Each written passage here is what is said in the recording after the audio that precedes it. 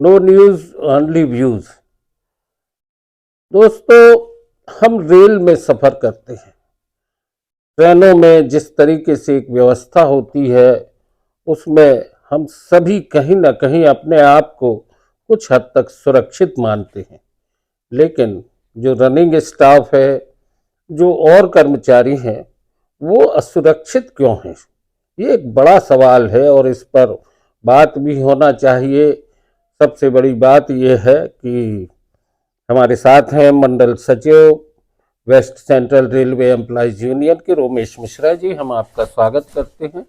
रोमेश जी, जिस तरीके से घटनाएं आए दिन देखने में आ रही हैं, अभी जबलपुर में भी हुई हैं हाल में घटनाएं, क्या लगता है आपको?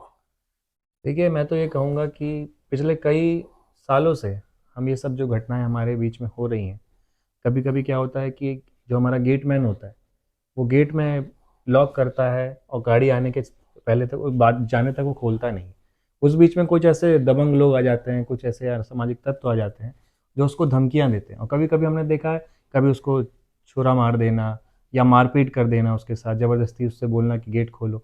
ये घटनाएं निरंतर होती रहती हैं और इसके लिए हम लोग लगातार आवाज़ भी उठाते हैं, आंदोलन भी करते हैं।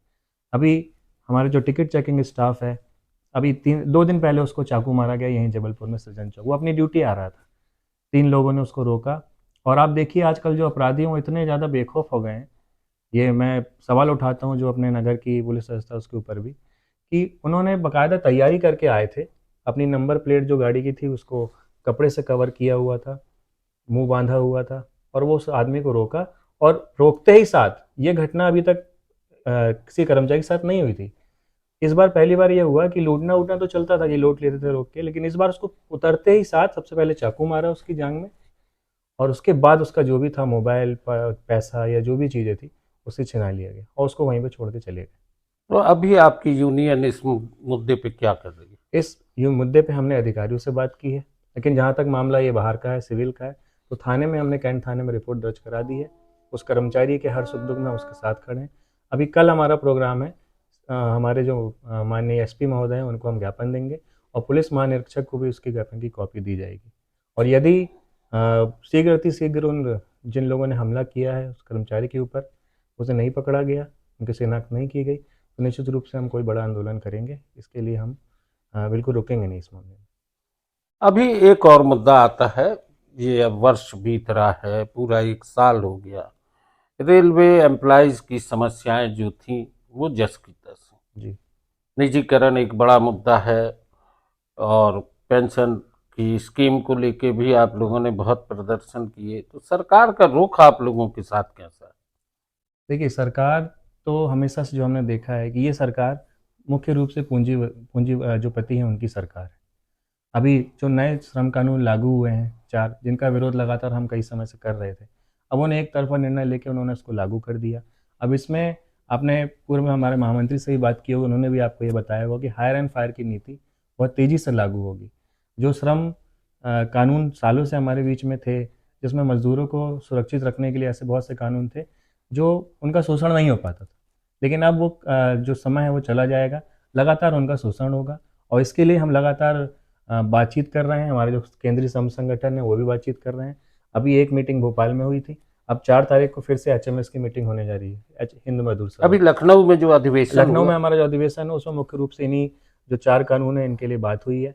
और हमारे महामंत्री शिवपाल मिश्रा जी ने एक कड़ा रुख अपनाया है। वहाँ पे सरकार के भी बहुत से ऐसे लोग थे जो आए थे वहाँ पे इस अधिवेशन में, और पूरी भीड़ ने और मिश्रा जी ने सबके सामने बेबाकी से ये चीज़ बोली कि यदि कर्मचारियों के श्रम कानूनों में छेड़छाड़ की जाएगी, उनके अधिकार को काटा जाएगा, तो निश्चित रूप से ये सरकार एक बड़े आंदोलन के लिए तैयार रहे, जिसके लिए RF, all India railway federation और एचएमएस हमेशा से जिसका नाम रहा है।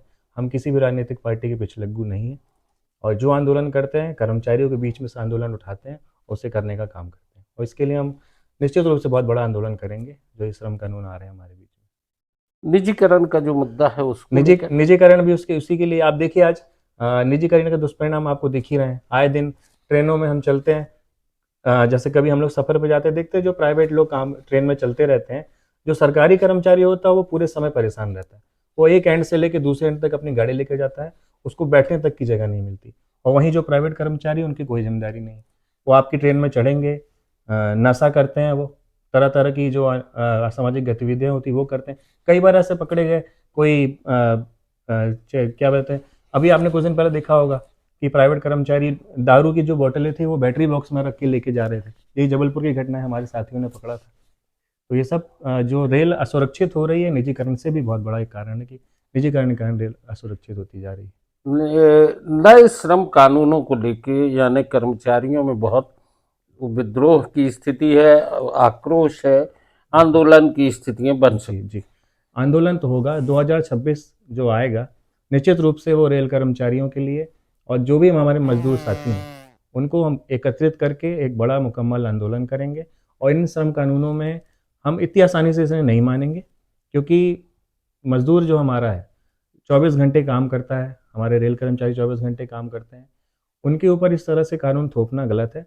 मैं तो आपके माध्यम से ये बताना चाहूँगा, जिस तरह से किसानों ने उस किसान बिल को वापस करवाया था लगातार संघर्ष करके, अगर उस स्तर तक भी जाना पड़ेगा तो रेल कर्मचारी जाएंगे, उस आंदोलन को करके श्रम कानूनों का संशोधन जो हुआ है उसमें बिल्कुल रोक लगाने का काम करेंगे।